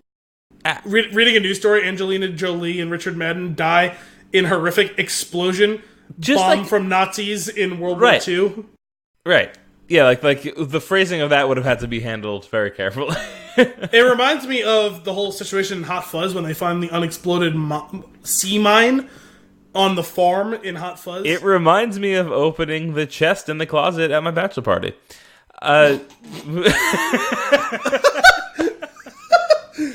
Thankfully, no bombs, just Nazi war materials. Another nugget. Peyton Reed set to direct Ant-Man 3. Probably comes as no surprise. He did the first 2. Did them very well, I might add. So looking forward to that. And this one, I'm really hoping that you're not aware of this because I feel like, are you excited for the Batman? Oh, I said one of our notes was going to be the same. Yeah. Mine is the Batman news, yes. This is it. All right, so Andy Serkis in talks to play Alfred in the Batman. Awesome. Sign me up. Well, as awesome as it is, just because I love Andy Serkis, he what fits a the part. Weird casting. Well, the thing is, we've both seen The Prestige, so he can do Butler, but can he do Alfred? Oh, he can do Alfred. He can do... He's a talented actor, so yes, he probably can do Alfred. It's just not what I picture. What it comes down to is I just don't think he's old enough, okay? Well, this is going to be the younger side of the Bat. Listen, I was raised on the Peter Gow and the Michael Caine. I'm used to having an old octogenarian Alfred. I'm not used to having a 55, 60-year-old Alfred. I think that they handle Alfred really well in Gotham, and I think that this would be like a more enhanced version of that Alfred, which is great. I don't know. I mean, listen, again, love Andy Serkis. I like my Alfred old, okay? What if it's actually... I like my Alfred old. Mocap Andy Serkis, and it's just the animated Alfred. Even Jeremy Irons is 70 years old. No, like Who Framed Roger Rabbit, animated Alfred. At this point, though, you mentioned Who Framed Roger Rabbit, and I'm just thinking Christopher Lloyd would be a better Alfred. That's what I'm saying, okay? I need my Alfred old. Oh, man. That would be fun. That's it for news and nuggets. Could you imagine like a madcap like Christopher Lloyd as Alfred? You know what I mean? Yes, 100%. I could imagine that. Wait, we're not done talking about news. What do you got? Specifically, we're not done talking about the Batman news. Oh, because after that story came out, there was an addendum made to it. Ah, crap. Colin Farrell is in talks for the Penguin. I guess I'll have to see it to believe it. I like Colin Farrell. I think he's a really good actor. I think it's weird that he hasn't been anything of substance in the last decade, with the exception of his brief turn in the first Fantastic Beasts. I totally drew a blank on what that movie was called. Oh, yeah. Probably was in that. Yeah, he's fine. I think he's a good... Now, I think he's a dick, and it's probably why he doesn't get a ton of work. He's a good actor, though. Mm-hmm. When you hear his name, what's the first role that pops into your mind? It depends on my mood, because it's one of In Bruges, SWAT, or Scrubs. Okay, so not Daredevil. No, although if you give me enough time, obviously I'll come to it. I actually I actually like him in Daredevil. I don't have nearly as much of a problem with that movie as most people do. No, it's a dog shit movie, despite the fact that it was kind of important to me at that time that it came out. Wake me up. Wake me up. Well, first of all, don't you dare slander Amy Lee and Evanescence. I mean, I had a huge teenage crush on Jennifer Garner, so I was a fan of that movie. Of course, it led. That's why you hate Ben Affleck. It ultimately led to my horror because it led to her marrying Ben Affleck. Yes. Oh my god. But the funny thing is, Colin Farrell took that role so seriously. Yeah, he also added 15 pounds of cocaine. Yes, and it's such a ridiculous movie. That version of that character is so fucking ridiculous. Yeah. And I love it. Just the scenes that he's on. Despite that they are very cringy, it's kind of the Always Sunny thing for me. They're laugh out loud funny when they aren't being ridiculously cringy. Mm-hmm. I find him in that movie to be hysterical. I just laugh at it, and I don't think that was the intended result, but it works for me if I have the misfortune of watching any of that movie. And it's a shame that it sullies the great Michael Clarke Duncan, who I actually thought he did a decent job as Kingpin. Yeah, that was a cool role. Any other news or nuggets? No, that's it for me now. I just had to bring that up. That's fair. It's time for fun and games. Oh, I always forget about fun and games. You get turned into a zombie, but what kind of zombie are you? Here we go. Wait, is this a Zombieland themed one? Or is it just a general zombie quiz. Okay. Well, no, because in this, brief spoilers, guys. In this movie, they reveal different types of zombies. That's right. So I was wondering if it was that. I went down that road first, and then the first question made me cringe, and then I changed to a different quiz. Nice. All right. How long would you survive the apocalypse before you got the bite? A solid 5 years, a year if I'm lucky, a couple months, a week. I could probably last a day. Honestly, like 30 seconds. The one that was a year or so? A year if I'm lucky? Yeah. Okay. What's your biggest pet peeve? Slow walkers, talking while eating, bad texters, cutesy pet names, rude drivers, or the patriarchy? Bad texters. What's a bad texter? Just Wasn't like me? Wasn't that one of the things? No. You are one of the subcategory of bad texters, but yes. Okay. You've been better lately. You know what it is? I got an Apple Watch, and my wrist now vibrates. Turns out, I just don't feel my phone. Yeah, that's definitely what it is. See, the funny thing is I actually get phantom buzzes. Oh, yeah. On my leg. So I'm always checking my phone, which is why I always answer. Like, because I think that someone's texting me, or that I'm getting... Because I have a bunch of different alerts set up for, like, sports stuff. I went the other route. My phone is buzzing all the time, so I always feel like it's buzzing. So I'm checking my phone when I'm not occupied with other more important things. I just check my phone periodically because I think it's buzzing, and sometimes it is, and sometimes it isn't. But yes, I noticed you recently. Well, it was when I was at your house. You kept because you, me, and Brian were in like group text because we were waiting on when he was coming, and I saw you dramatically look at your wrists, and I was like, "Oh, he got the Apple Watch and synced up with the phone. He's getting the texts," and that's why I was like, "You can ignore that one. That was me talking to Brian through the group message." That's probably is a great thing for you. I was gonna say, I've noticed for not just this week while you've been off, for a few weeks now, I've noticed that you've become probably 70% better at texting. Yeah, it's the day that I put it on, for sure. It's 100%. I went the other route. I would get I know exactly what you mean, but I get the phantom buzzes, and then I just assume all buzzes are phantom buzzes. See, the thing is, I always figured you work from home. You don't have to worry about disturbing anyone in an office. Mm-hmm. You're sitting at a computer. You have a hardwood desk. Yeah. I would just assume that you put the phone on the desk. Because that's what I do when I'm working at home. I put my computer on the hardwood table. I put the phone next to the computer. Uh-huh. It buzzes on the wood. And so I hear the text. Yeah. So I just assumed that's what you did. And then I was just like, does he silence it? Because some people do that when they need to not be distracted. No, blessing and a curse. If I'm in the zone, I don't even notice it. See, my phones, and maybe it's just specifically a Galaxy thing, have always buzzed very aggressively. So it's hard to miss. That's fair. All right, back to the quiz. Who would be in your zombie crew? My studly zombie lover? A ragtag team of misfits? My family? My dog? Anyone who wants to have a fun time? Just me. You want to say my studly zombie lover, don't you? I did. All right, your family. What are you like as a friend? Kinda self-absorbed, to be honest. The one with all the advice. Pretty chill and full of bants. The messy one. Loyal. The group introvert. Full of advice. Okay. Who would you bite first? My family and friend for lols? Someone who wronged me in high school 10 years ago? Whoever I see first? The morally corrupt? Celebs? Or hot boys? Wow. I'm going to go with celebs. Okay. What would be your greeting of choice for humans you encounter? Ah! Plup, plup, plup, plup, plup. Eep! Ha ha ha ha ha. Or psst. That was a really confusing list. I'm going to go with the last one. Okay. You're a creepy ass zombie, you know that? you're creeping up on people and you're going, psst.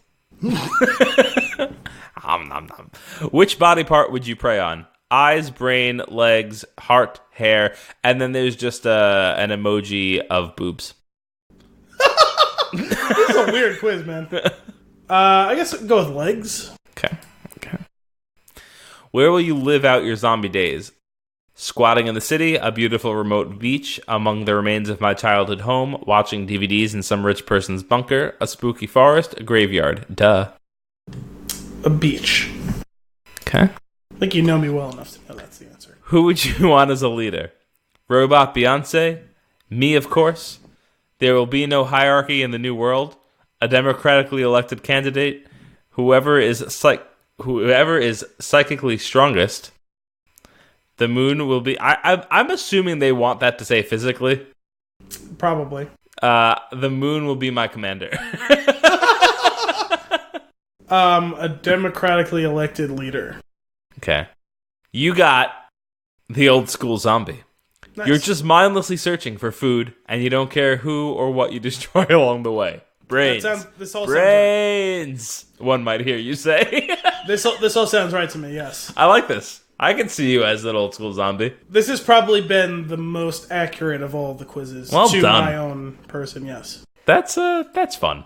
All right, with that being said, I believe it is time to get into our Flick of the Week. Zombieland Double Tap, 2019. Columbus, Tallahassee, Wichita, and Little Rock move to the American heartland as they face off against evolved zombie fellow survivors and the growing pains of the snarky makeshift family.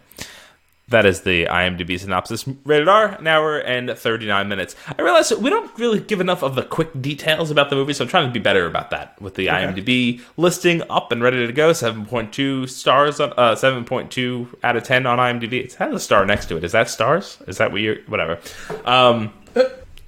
The movie's better than I thought it was going to be. Yes. After all the stuff... What is it? We're 10 years now, right? 10 years. After 10 years, I was like, it's not relevant. Zombies are overdone at this point, and I thought that it was going to be a little bit of a drag. I appreciated that they acknowledged that. Right? They made a number of jokes at their own expense of, like, being kind of stuck in time. Let me skip ahead a few notes. This may be even better being self-aware than Deadpool. Oh, interesting. Why is that? Because, like, too many movies take themselves seriously, even some comedies, and this franchise pokes fun at itself and others, like, at will, like, no holds barred. None of it ever was treated with any reverence at all, even its own quote-unquote source material. Mm-hmm. Like, it just... This movie had one goal, and one goal only, and it can be summed up in one word. Fun. Yeah, that's fair. The movie was fun. Yep. Was it good? Probably not. It was fun. Were you entertained? Were you not entertained? I was entertained. Me too. It was nothing more or less than I could have wanted from it. Yeah, it was more than it was definitely more than I expected. Well, yeah, I mean, the amount of 10-year-old sequel, the amount of 10-year gap sequels, especially 10-year gap sequels to comedies that are good, are almost none. Yeah. It was perfectly good. It was, I don't know if it's quote-unquote better than the original. I think that they found a way to kind of refine out and get to just the most big laughs that they could get. They traded in a little bit of the subtlety and wry humor of the first one for more laugh-out-loud funny moments. Yeah. And for a sequel, that's probably the right call. I don't know if you're going to be able to do it, quote-unquote, bigger and better. I don't think you can really catch lightning in a bottle twice on what made the first one work. Right. The movie's funny. It's supposed to be a comedy, and it is funny. Yeah. I had fun. Yeah, and not only that, like, it was funny. It was, returning to these characters that we enjoyed from the first series, from the first movie. Fun to see them again, and then also they did a good job of introducing new characters, but not making anybody overstay their welcome. Yeah. Oh, and that's just another way that you could describe the movie. Didn't overstay its welcome. Yeah. Hour 39. Yeah. It's brisk, just like the first one. It zips on right along through. Doesn't stick around anywhere too long. Stays around long enough at the few places that it needs to. It doesn't get high on its own supply, and there's a lot to be said about that. Too many movies, especially sequels, just try and be bigger, longer, better, and they end up having a diminishing returns situation. Right. It's a quick, short movie. It knows what it wants to accomplish, and that thing it wants to accomplish again is fun. They look like they're having fun together. Yeah. I love that they all came back together. I love that they all came back together. The 4 stars and the director, 10 years later, and they're like, hey, we had fun doing this the first time. Let's have fun again. And then they went and had fun. And then that meant I had fun. Right. It was very silly. And it was almost like what you were talking about, they're almost like to an endearing level, like coming back like that. Oh, it's absolutely cheesy. Bringing you in the fold. It really is. It was and very entertaining. That being said, I don't think there's really much to talk about pre-spoilers. It's a fun movie. Even in spoiler territory, you're probably safe. Yeah, we're going to ruin a few jokes here and there, but it's just entertaining. Yeah, and like any of the quote-unquote twists in the movie were nothing that's like you're going to feel like it was spoiled for you, because it's kind of like, wow, I didn't see that coming. And then like you move on. Like, that's because that's going to like leave you thinking about it after the movie. That's because it already was. And diving into our first spoiler, the trailer once again, the trailer was too much. The Luke Wilson and then what's his name? The guy from Silicon Valley. Thomas Middleditch. That should have been a surprise. That should not have been in this. There was no reason to put that in the trailer. Although they did hide from you third member of their party, Rosario Dawson. No, she was in the trailer. Was she? I don't remember. Yeah, she was. She was in the trailer with her pointing the gun at Tallahassee, and he's like, he was like trying to be all cocky, and then she cocks the gun and puts it in his face, and he goes, "I'm Tallahassee," and he basically. I don't remember that being in the trailer, or maybe I didn't see the whole trailer. I don't. Might have been the second trailer. But maybe, I don't know. It was that was in there too. It's just like, I don't know, that should have been a really silly reveal. That should have been laugh out loud funny the first time you see it in the context of the movie. Yeah. Ruined by putting it in a trailer. See, I remember seeing that Thomas Middleditch and Luke Wilson are being like, why would you spoil that? Right. Like, I don't remember her being in the trailer. I don't. It's weird. Yeah. But it really is. That was a funny concept, and the exchange of Jesse Eisenberg and Emma Stone. You almost think they're starting to like that. They're both realizing it, but then it's just Emma Stone that's realizing it. Wichita is like blown away by what's happening right in front of her. That they're like the carbon copies. Yeah, and Columbus is infatuated with the Flagstaff. Well, yeah, predictably, Tallahassee can't stand his double, right, and yet Columbus loves his double. So why are you wearing Elvis's shoes? They fit. It really is simple as that. I mean, if you're looking for anything deeper than that in this movie, you're not going to get it. And if you're looking for that in this movie, why are you watching this movie? You know what's funny? I like how the way it opens up, getting into the White House, them kind of settling down, and like the family kind of getting settled, and that coming full circle by the end of the movie. That was actually decent storytelling for what it was. Yeah. It was really sweet, and there were a lot of laughs to be had getting reintroduced to the characters. Even just the opening sequence was really great with the slow-mo of them killing everyone on the White House lawn. Yep. And like showing some new inventive ways how they've now 10 years together and they've figured out how to really efficiently and you know what? To just have some fun. There's nothing Tallahassee loves more than just going and spectacularly killing some zombies out in an open field. Yep. And he just doing the. I like that they stuck with the zombie kill of the year thing. Mm-hmm. The real tongue in cheek. Oh my god, the one in Italy.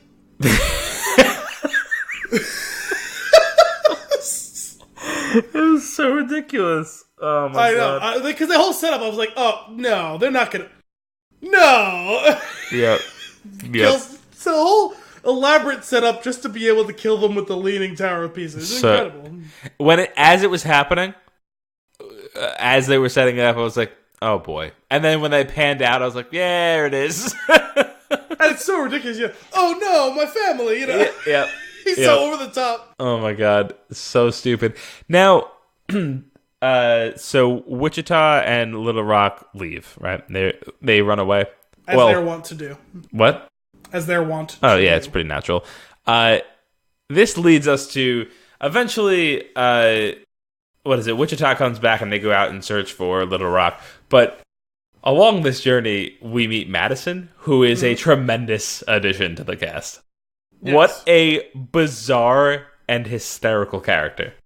The funny thing is, this is like a really old, like stereotypical like move is to add like that type of cliched, like tired, like ditzy blonde character. But they did it in such like a wink nod like type of way that made it like feel like new and fun again, because it's like you never 100% sure if it's an act or not, right? Which is totally like a compliment to Zoe Dutch. Like I don't know if it's Dutch or Deutsch to pronounce her last name. You can never tell if she's putting on the act as the character or if it's her playing the character with a wink the whole time. You know what I mean? There are 3 instances where this character is used to tremendous effect. The first is when you're initially introduced to her and she is insufferable. The second is when she clearly is having an allergic reaction to what she just ate and they think she's turning into a zombie. Really well done. And then the third, and probably my favorite, is when she gets sarcastic and then double checks with Columbus to make sure that she was actually being sarcastic. Yes! Oh, yeah, because there was a joke earlier on about her not getting sarcasm, right? Yep. And then she does it. Also, I honestly just cracked me up because of just how earnest it was when she's trying to fuck Columbus, and he's like, no, I can't do it. She's like, listen, I haven't had sex in however long. I swear to God, if you don't do this, I'm going to go find the old man. I'm going to suck it up and go to the old guy.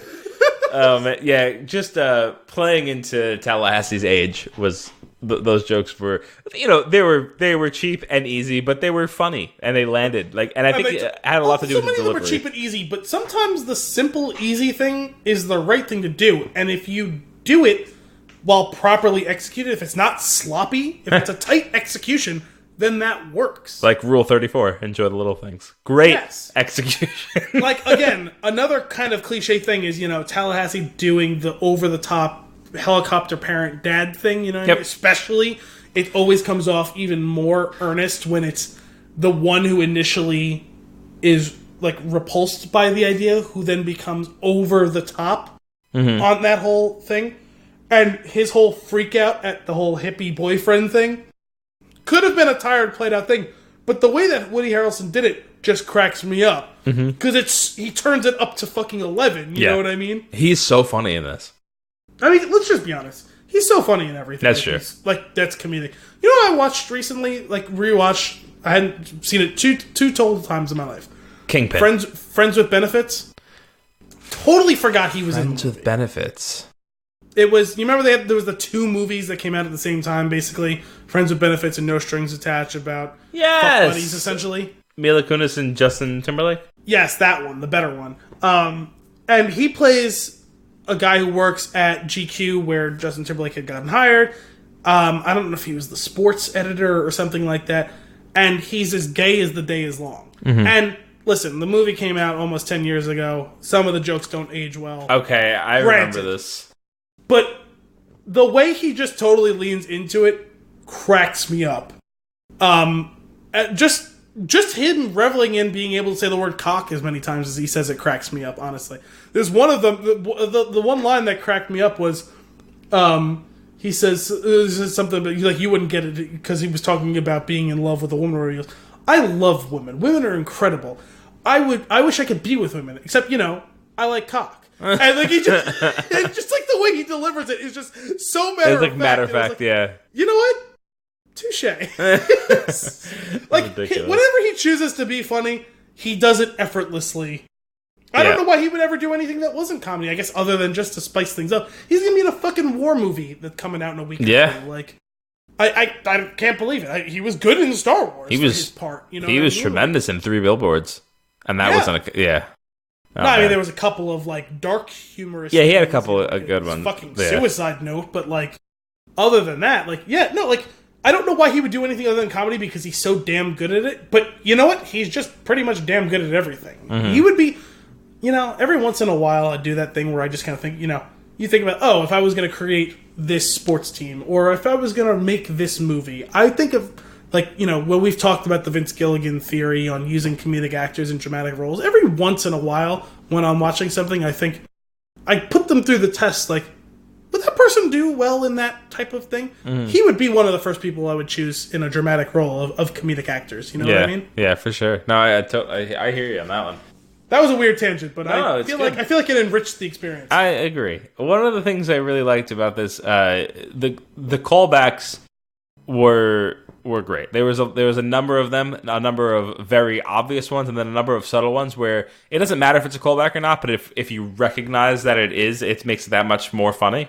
Like when they see the ice cream truck and Columbus freaks out and he's just like, fuck no. No. And then later on, later on when the car's driving next to each other, and they think that Madison is dead, and she's not, and she's waving to them, and she's not looking at the road. It's just it's so good. Which is also. So I'm jumping to a bunch of different scenes because there are some things that I found so funny in this movie, like when Madison is driving all of them and she's falling asleep at the wheel, and Wichita is waking her up, and she's like, hey, hey, hey, hey, hey, hey, and they just go back and forth forever. The Elvis set piece was completely absurd, but perfect for Tallahassee.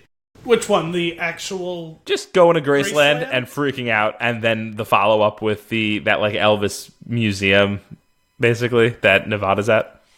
It was great because it was like such a cop-out. Like, I felt like it was like an homage to how many bad scripts have a cop-out like that, that it was so ostentatiously doing it was a nod to how many movies do that, and it's so hard to walk that line of doing the thing that you are lampooning. Right.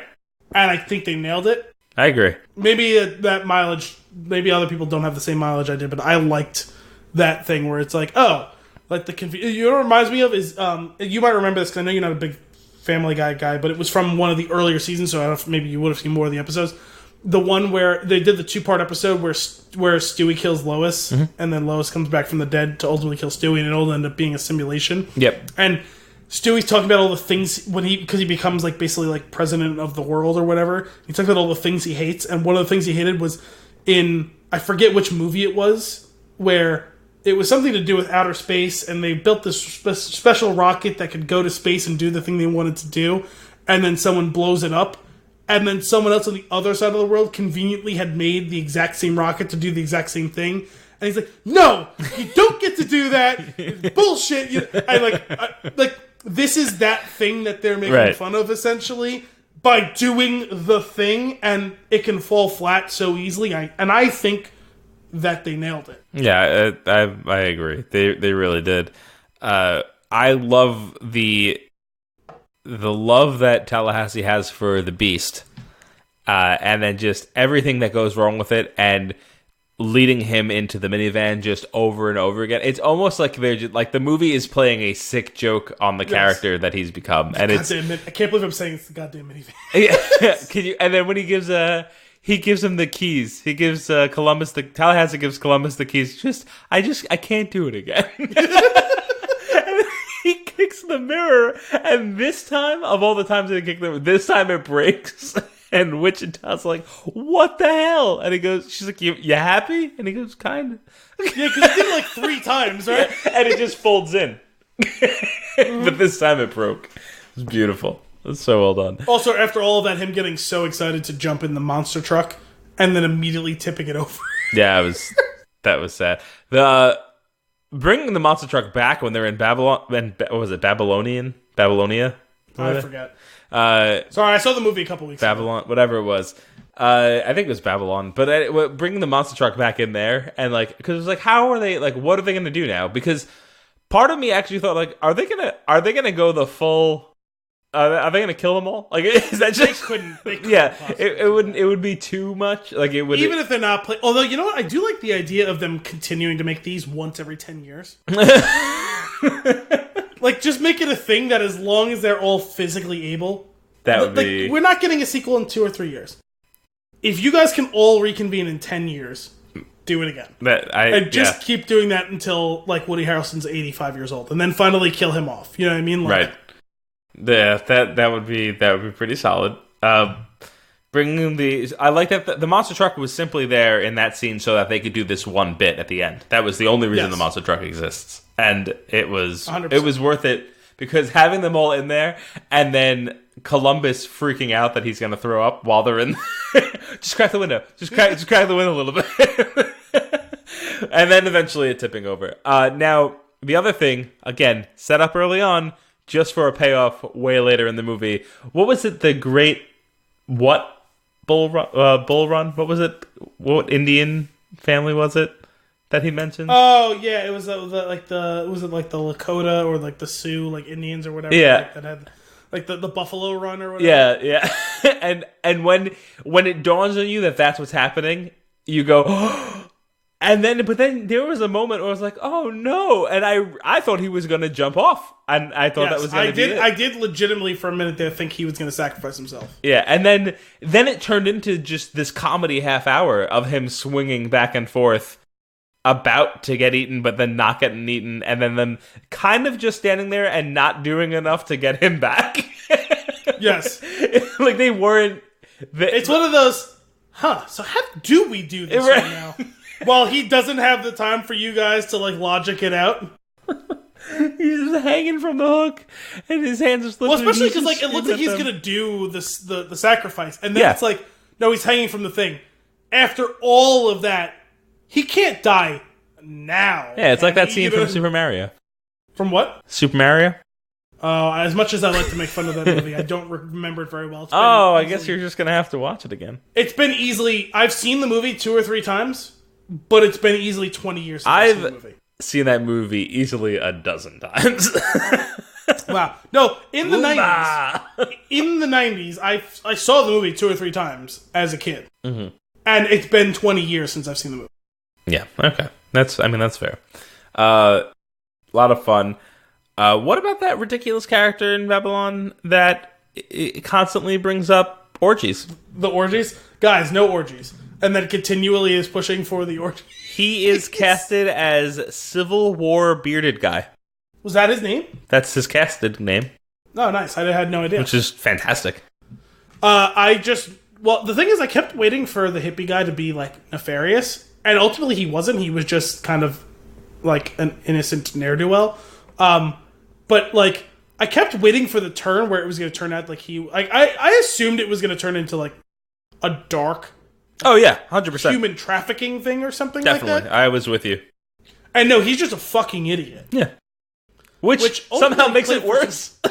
Yeah, well, 100%, but it also played for a couple of decent laughs. Like when I forget what the song was. I know it was like a famous classic rock song that he's singing, and he acts like he wrote it himself, and I'm like, but like also totally believable because like she was like 12 when. Oh, wait, you mean Berkeley? Ended. Yes. Oh, okay. I don't remember what the song he was singing to her. One of them was a Bob Dylan song early on. Then he did. He was when he was pretending that he was working on something. It was Freebird. Yes. she recognized the Bob Dylan one at the end, right? She's duh, everyone knows Bob Dylan or whatever. Right. But, like, also totally believable she wouldn't know because she was, like, 12 when the world ended. Like, so ridiculous. Also, even though, again, kind of a cliche, I enjoyed Madison inventing Uber. Yeah. And how they all were like, no, that would never work. You know, and it was funny because for me, I was like, yeah, no, like, the world had already ended or whatever. But, like, thinking back, oh, shit, no. 10 years ago, Uber didn't exist. That would have been prime time for all 4 characters in the scene to slow turn to the camera, and good on them for not doing it. Yeah. But if they did, it would have still been funny. Yeah, no, I agree. What I'll say for one of the reasons why this movie can work is they show you something new. They show you a couple of things new. The new zombies. Even if the idea for the quote-unquote new to the series isn't new, like, in movie-dom itself. Yeah. Like, it's smart to push to having evolution of different types of zombies. Mm-hmm. That's not a new thing, but it was new to this series. It's level 2 of this video game. Yes. And, it, like, in particular, because they didn't really bring back... Remember they did that whole opening thing where they described the zombies, right? Mm-hmm. They didn't end up mentioning, like, the ninja one again or whatever, did they? I think maybe once or twice it came out. But they kept bringing up the Homers. And was it the T-800, T-1000s, whatever one? The T-800. The T-800s. The 2 of them, they've referenced a few times and made for it... Like, they kept it fresh because there was either, by turns, the comedic ones around the Homers or... the giving you actual stress and like added levels of actual tension with the T-800s. Mm-hmm. He's just a Homer. It's fine. You know, like he's chasing a butterfly. Yeah. And like don't waste the bullets. Yeah, but that was an interesting way to do it. I like that they did the whole. There's pockets of society, and it shows what 10 years later in this world looks like, as people have now coalesced into little micro civilizations and all that. Obviously, not as fleshed out as something as like The Walking Dead, which I love that they took the piss out of The Walking Dead in this. With him literally reading the comics, I didn't think they would go all in and name it. Yep. But they did, so kudos to them. That was good. But still, getting to be able to see like this whole like the idea of like a pacifist colony in the zombie apocalypse ended up being, I think, kind of a funny little gag. The whole idea of everyone has to turn in the weapons, and again, I thought that was going to be nefarious. And nope, they're just idiots. 100%. They are just so idiots. much. So did Tallahassee. He thought it was too. He's like, okay, but seriously, where are the guns? No, we melted them down. You got to be kidding me. Also, I couldn't believe that they actually turned the guns in. I just felt like, of all people, like Tallahassee would have just like walked across the street and just put it down on the ground. Yeah, you're right, because he just blew up the minivan just because he had enough. Yes. Which was another great scene. When the other characters are not aware that he's doing it, and he pulls the pin and throws it in. Oh man, this movie had me cracking up a lot. Just the look they give him when he does it. And he's like, what? I can't do it again. Can we go back for a minute to the like Flagstaff and Albuquerque? Sure. The whole thing. I love that it's commandments instead of rules. Yes. And they even gave it like the biblical text. Yep. Tremendous. They used Roman numerals for the actual numbers. Yep, used the Roman numerals and all of that. It reminded me of like History of the World. Just their whole thing, even though we only got them for a few minutes.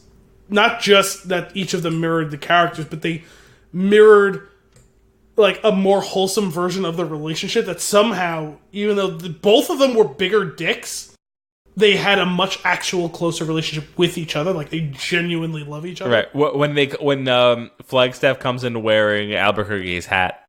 Yeah. It's beautiful. And then, after all of that, for how close and lovey-dovey they look in real life, when it turns out both of them have been bitten, they both immediately throw each other under the bus in a way that you can't actually see Columbus and Tallahassee doing, even though they have a much more antagonistic relationship. That actually ended up being clever writing for what on the surface was kind of a tried and true thing. And that whole sequence of them fighting with them. It was tremendously choreographed. Like, yeah, it was really sliding, well done. Don't swing. Swing. Really well done. The most well choreographed, like nothing in either of these movies was like that whole sequence. They went all out, and I loved it. And you know, Nevada and Wichita are there trying to help as best they can, but they getting caught up in it's like the which one do I shoot thing, but instead of which one do I shoot, it's oh my god, I'm gonna actually shoot the person I don't want to shoot thing, and it's like just get that exasperated, just kind of let them sort it out thing. Yeah. Oh man, that whole sequence was really, really well done, and it cracked me up. It is very entertaining. It was very like, it was like almost slapstick. Like it was just like really funny to watch. It was almost like a cartoon, like as it was happening. It was very fun. Man, I just the characters are just so goofy together, and like they're so it's kind of heartwarming. I don't know why, why it works so well. Like, I mean, the actors must have all had chemistry on set. Like, yeah, I feel like that's very clear. That was the one thing I was afraid of this sort of movie. And admittedly, after 10 years, it would be hard to believe that even their contracts would be able to leverage them to come back if they didn't want to. Mm-hmm. So, conversely, I'd have to assume that means they genuinely really wanted to. And Ruben Fleischer, too, the one who directed the movie. Like, the five of them really wanted to work together again. Right. Because like within a year or two, like there was supposed to be a sequel. Remember, there was the failed attempt at getting a show off the ground. Yep. Continuing this, it never happened. But after 10 years, I just genuinely assumed it was never going to happen. And then once they said it was going to happen, I was afraid it was going to go the route of the Anchorman and Anchorman 2. You know what I mean? Yeah. But admittedly, I still think that Adam McKay and all of them with Anchorman still genuinely enjoyed working with each other, but just to see them all together, they are very obviously having fun riffing on each other, you know what I mean? Like, it's tough to tell what was 100% scripted or what they let them play with, but you know that they let them play around with a little bit of improv. Yeah, for sure. Although I mean, I guess for plot reasons, like they maybe had to do it or whatever, but it was a little weird that Abigail Breslin kind of gets banished from the other three for most of the movie. Yeah, it was the only bit of real story, though. So I guess so. It's weird. It's very Hangover, very Doug. Yeah, only being in 2 minutes of the movie. Yeah, and I guess she got more screen time than what's his name gets in The Hangover. But still, like, it's weird that like the 2 or 4 of them at a time is the best of it, where they can riff off of each other and their like quirky relationship. To have her physically removed from all that ultimately meant her material is much weaker because she doesn't get the benefit of working off of the other 3 of them. Right. Oh, that's a good point. I didn't think about that. Yeah, there's something missing there, and it is probably just the absence of the rest of the team. Any other notes before we go into post-credits? Well, we're going to have to do the post-credits. No, I guess not really. I think that's probably about it for the main movie, unless something sparked by us doing post-credit stuff. I was thinking the whole movie, I was like, are they going to introduce somebody? First off, I Almost Murrayed You was an incredible joke. Oh, yes. I don't know what you're talking about. Oh, Bill? What's Bill Murray? Never heard of him, didn't he? And actually, you know what? And Rosario Dawson is great as always. Yeah. And totally underused in this. I mean, I'm glad they brought her back at the end, but like, you know what I mean? Like, why wouldn't she just join up with them for the whole final act of the movie? Right. I'm assuming it's schedule related, but whatever.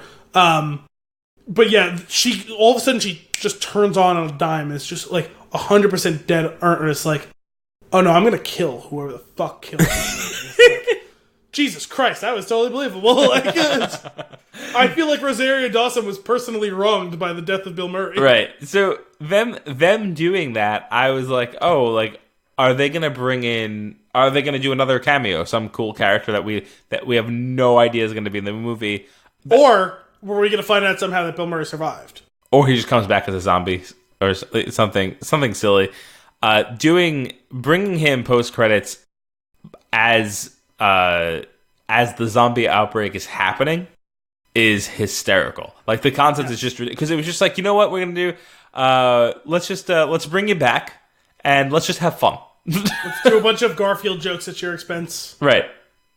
When they were all asking to do the hairball, something in the first one too, right? Didn't they do that? Didn't they crack Garfield jokes in the first one? They might have. I don't really remember. Yeah, I think when after he was shot and he's like, before he's died, they're like, was there any regrets? And I think he says, maybe Garfield. Yeah, maybe Garfield. So to bring that back is pretty that's great. true. Also, they all ask him to do the hairball, and then at the very end, he's like, this is what it would sound like in Spanish. I was floored that he changed the hairball sound. I just didn't. It was so funny. And you could tell that the people that were interviewing him for the bit were genuinely laughing at him, because he just must have, like, he does on screen, but I can imagine that in person he must have such this charisma, like, that just genuinely just brings laughter to people's face. You know, it's really fun. It was fun to watch. Again, endearing, I feel like, is the word of this movie. Yes, and like, what's the name? Like, Al Roker is like just there being Al Roker, like, and like he finds a way to insert himself into a few things or whatever. But and then just the whole script for the whole thing is just let Bill Murray be Bill Murray, right? And then it's let Bill Murray be a badass in the ensuing clusterfuck of the beginning of the zombie outbreak, and he's just like dancing and like flowing from one part to the next. And I ain't afraid of no ghosts. I ain't afraid of no ghosts. It's cracking. Oh God, he saves one person. Oh God, that's terrible over there, and I gotta get out of here. Didn't he grab like a muffin or something at one point? Like, didn't he grab like a bite of food or something? He might have. I'm pretty sure he grabbed a tray and wrecked one of them with it. He definitely did that. Oh my God, that was really silly. But again, that was really funny. The Albuquerque Flagstaff thing could have been that very funny reveal of a thing that you had no idea was coming. Yes. The names weren't as big as Bill Murray, but I think the characters that they became were just as big. You know what I mean? Like being the mirror image, the doppelgangers of the two. But missed opportunity. They blew it with the trailers, and they just need to stop doing that shit. That's what else you got? You have any other notes? No, I think that was it. Was there 2 credit scenes? There was. It was the whole like zombie outbreak. And then the post one was him doing the hairball in Spanish. Oh, yeah, that's right. Which was really silly. Well, that's all for this week's episode of Flix and a Six. We hope you enjoyed it. As always, if you have nuggets for us to discuss or a movie for us to chat about, you can send those requests to flixandasix@spinchoon.com or tweet us at the Spinchoon. Tune in next week for more movie and beer goodness. Until then, I'm Anthony Costanzo.